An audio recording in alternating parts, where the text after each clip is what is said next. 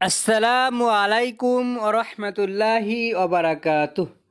স্ত্রী সহবাসের পর তৎক্ষণাৎ গোসল এবং কিছু ভুল ধারণা। স্ত্রী সহবাস অর্থাৎ স্বামী স্ত্রী মেলামেশা করা। প্রশ্ন: সহবাসের পরই কি গোসল করতে হবে? যদি ভুলবশত না করা হয় তাহলে উপায় কি? উত্তর: নিম্নে প্রশ্নটির উত্তর প্রদান করা হলো, পাশাপাশি তুলে ধরা হলো সমাজে প্রচলিত সহবাস পরবর্তী কতিপয় কুসংস্কার ও ভুল ধারণা। গোসল ফরজ হলে সালাতের পূর্ব পর্যন্ত গোসল বিলম্ব করা জায়েজ আছে। স্ত্রী সহবাস, স্বপ্নদোষ ইত্যাদির কারণে গোসল ফরজ হলে তৎক্ষণাৎ গোসল করা আবশ্যক নয়, বরং ঘুম, ব্যস্ততা বা প্রয়োজনে বিলম্ব করা জায়েজ আছে। এ মর্মে একাধিক হাদিস বর্ণিত হয়েছে। যেমন হাদিসে এসেছে, আবু হুরায়রা রাদিয়াল্লাহু তাআলা আনহু থেকে বর্ণিত, তিনি একবার মদিনার কোনো এক রাস্তায় রাসূলুল্লাহ সাল্লাল্লাহু আলাইহি ওয়াসাল্লাম এর সাথে সাক্ষাৎ পেলেন। তিনি অর্থাৎ আবু হুরায়রা রাদিয়াল্লাহু তাআলা আনহু তখন অপবিত্র অবস্থায় ছিলেন। এই কারণে তিনি আস্তে করে পাশ কেটে চলে গেলেন এবং গোসল করলেন। রাসূলুল্লাহ সাল্লাল্লাহু আলাইহি ওয়াসাল্লাম তাকে তালাশ করলেন। পরে তিনি এলে রাসূলুল্লাহ সাল্লাল্লাহু আলাইহি ওয়াসাল্লাম জিজ্ঞাসা করলেন, আবু হুরায়রা, তুমি কোথায় ছিলে? তিনি বললেন, হে আল্লাহর রসূল, আপনার সঙ্গে যখন আমার সাক্ষাৎ হয় তখন আমি অপবিত্র অবস্থায় ছিলাম, তাই আমি গোসল না করে আপনার সাথে উঠবস করাকে অপছন্দ করেছি। রাসূলুল্লাহ সাল্লাল্লাহু আলাইহি ওয়াসাল্লাম বলেন, সুবহানাল্লাহ, মুমিন তো অপবিত্র হয় না। সহিহ বুখারী ও মুসলিম। হাদিসের বক্তব্য, মুমিন তো অপবিত্র হয় না, এর অর্থ হলো মুমিন অভ্যন্তরীণভাবে কখনো নাপাক হয় না। বাহ্যিকভাবে শরীরে নাপাকি লাগলে শরীর নাপাক হয়, কিন্তু তার মধ্যে ঈমান থাকায় অভ্যন্তরীণভাবে সে পবিত্র থাকে, জীবিত ও মৃত সর্ব অবস্থায়। পক্ষান্তরে কাফির বাহ্যিকভাবে যদি পরিষ্কারও থাকে, তবে ঈমান না থাকার কারণে সে অভ্যন্তরীণভাবে নাপাক।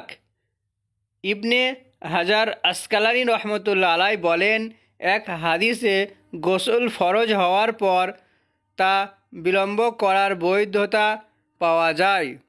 সহিহ বুখারী ব্যাখ্যা গ্রন্থ 2 নম্বর। আরেকটি হাদিসে বর্ণিত হয়েছে,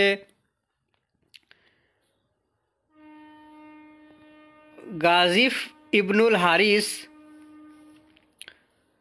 হতে বর্ণিত, তিনি বলেন, আমি আয়েশা রাদিয়াল্লাহু তাআলা আনহাকে প্রশ্ন করলাম, নবী সাল্লাল্লাহু আলাইহি ওয়াসাল্লাম কি ঘুমের পূর্বে গোসল করতেন অথবা গোসলের পূর্বে ঘুমাতেন? তিনি বললেন, হ্যাঁ, তিনি অর্থাৎ মা আয়েশা রাদিয়াল্লাহু তাআলা আনহা। আমি বললাম, আলহামদুলিল্লাহ, সকল প্রশংসা আল্লাহর, যিনি বিষয়টিকে ছাড় রেখেছেন। সহিহ আবু দাউদ। 3 নম্বর। এছাড়াও সহিহ সনদে প্রমাণিত হয়েছে যে রাসূলুল্লাহ সাল্লাল্লাহু আলাইহি ওয়াসাল্লাম স্ত্রী সহবাসের পর শরীর নাপাক অবস্থায় রমজান মাসে ভোর রাতে সেহরি খেয়েছেন। তারপর ফজরের আজান হলে গোসল করে মসজিদে সালাত আদায়ের জন্য গেছেন। যেমন উম্মুল মুমিনিন মা আয়েশা রাদিয়াল্লাহু তাআলা আনহা থেকে বর্ণিত।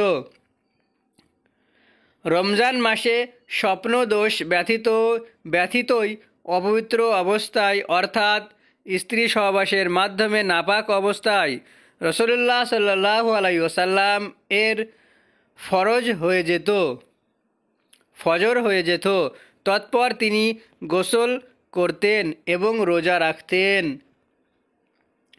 স্ত্রী উম্মুল মুমিনিন উম্মে সালামা রাদিয়াল্লাহু তাআলা আনহা বর্ণনা করেন, সহবাসের ফলে নাপাক অবস্থায় রাসূলুল্লাহ সাল্লাল্লাহু আলাইহি ওয়াসাল্লাম ফজর করে ফেলতেন। তৎপর তিনি গোসল করতেন এবং রোজা রাখতেন। আর এই কথা ঠিক যে তিনি ভোর রাতে সেহরি খেতেন এবং তার উম্মতকে সেহরি খেতে উৎসাহিত করেছেন। এখান থেকে বোঝা যায় তিনি ভোর রাতে নাপাক অবস্থায় গোসলের পূর্বে রোজার জন্য সেহরি খেয়েছেন।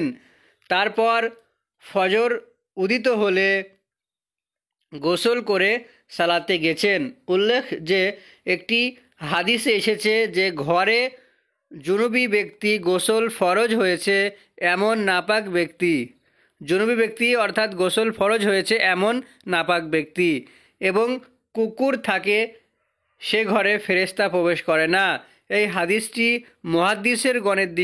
মুহাদ্দিসগণের দৃষ্টিতে জরুফ বা দুর্বল।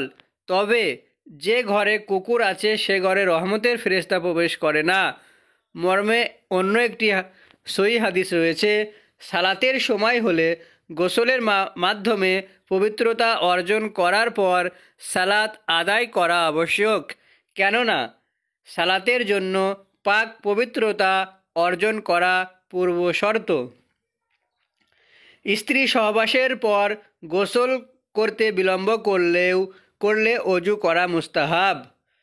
স্ত্রী সহবাসের পর কেউ ইচ্ছে করলে তৎক্ষণাৎ গোসল করে নিতে পারে, আবার ইচ্ছা করলে বিলম্বও করতে পারে। বিলম্ব করতে চাইলে অজু করে নেওয়া উত্তম। হাদিসে বর্ণিত হয়েছে, ওমর রাদিয়াল্লাহু তাআলা আনহু রাসূলুল্লাহ সাল্লাল্লাহু আলাইহি সাল্লামের নিকট প্রশ্ন করলেন, শরীর নাপাক অবস্থায় কি কেউ ঘুমাতে পারে?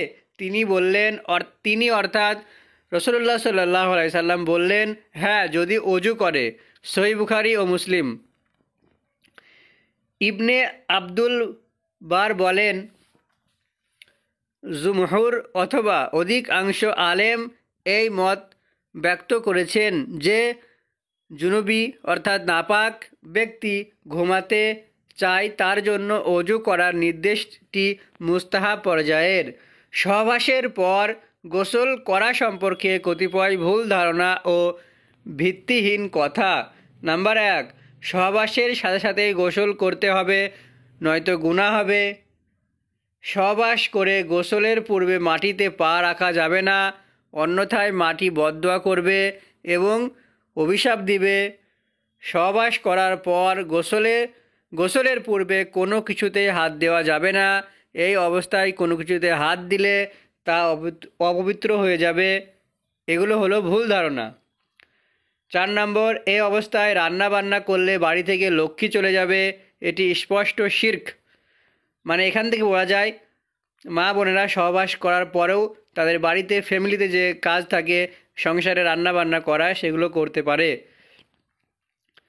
কিন্তু নামাজের পূর্বে গোসল করে নিতে হবে, অর্থাৎ নামাজের আগে। 5 নম্বর, গোসলের পূর্বে হাতে কিছু নিয়ে দরজা ধরতে হবে। 6 নম্বর, নাপাক অবস্থায় খাওয়া দাওয়া করা যাবে না। 7 নম্বর, এই অবস্থায় রান্না বান্না করা যাবে না। 8 নম্বর, ঘর বাড়ি ঝাড়ু দেওয়া যাবে না।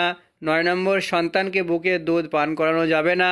10 নম্বর, ওই অবস্থায় দোয়া তসবিহ জিকির আজগার পাঠ করা যাবে না। এসব কুরআন সুন্নাহ বহির্ভূত ভুল ধারণা ও বাতিল কথা। ইসলামে এসব কথার কোনো ভিত্তি নাই।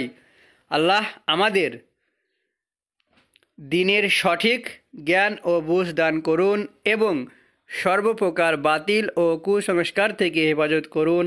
আমিন। আল্লাহুম্মা আমিন সুম্মা আমিন। সংযুক্তি। অনেকে প্রশ্ন করে যে নাপাক অবস্থায় যদি মারা যায় তাহলে কি গুনাহগার হবে? উত্তর, যেহেতু সে তার স্ত্রীর সাথে সহবাস বা স্বপ্নদোষ জনিত কারণ, হায়েজ, নেফাস ইত্যাদি শরীয়ত সম্মত কারণে নাপাক হয়েছিল এবং ইসলাম প্রদত্ত সুযোগ থাকার কারণে গোসল করতে বিলম্ব করেছিল, সেহেতু গোসলের পূর্বে যদি মৃত্যুবরণ করেও ইনশাল্লাহ তাতে তার কোনো গুনাহ হবে না। এক্ষেত্রে দাফনের পূর্বে তাকে যে গোসল দেওয়া হবে সেটি তার নাপাকি এবং দাফন উভয়টির জন্য যথেষ্ট হবে। হাদিসে বর্ণিত হয়েছে, হানজালা রদিয়াল্লাহু তাআলা আনহু এবং হামজা বিন আব্দুল মুতালিব রদিয়াল্লাহু তাআলা আনহু নাপাক অবস্থায় যুদ্ধ করতে করতে শহীদ হয়েছিলেন। আল্লাহ আলাম, এর থেকে বেশি আল্লাহ জানেন।